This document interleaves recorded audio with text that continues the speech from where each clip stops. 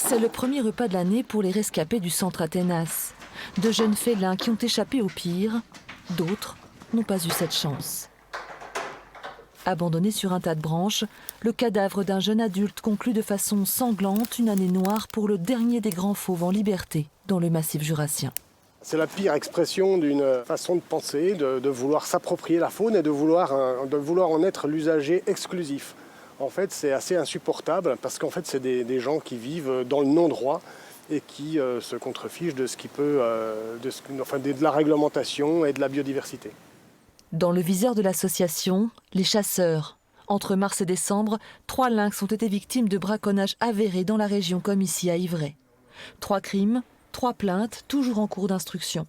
Mais les condamnations sont rares et souvent légères. Révoltée, l'association qui enchaîne les sauvetages désespérés dénonce les copinages, marchandages et clientélismes électoraux qui entretiennent un dangereux sentiment d'impunité. Nous, ce qu'on demande, c'est d'une part que les gens dénoncent ce genre d'actes. Ensuite, c'est qu'il y ait un tribunal de l'environnement pour que les affaires environnementales ne passent pas entre d'autres affaires qui sont tout aussi graves et même davantage violence à enfants, braquage, meurtre, etc. Mais ce qui font que les affaires d'environnement sont traitées de façon un petit peu plus légère sans doute. Le hashtag et le mail Balance ton braco, anonymat garanti, est une façon d'aider.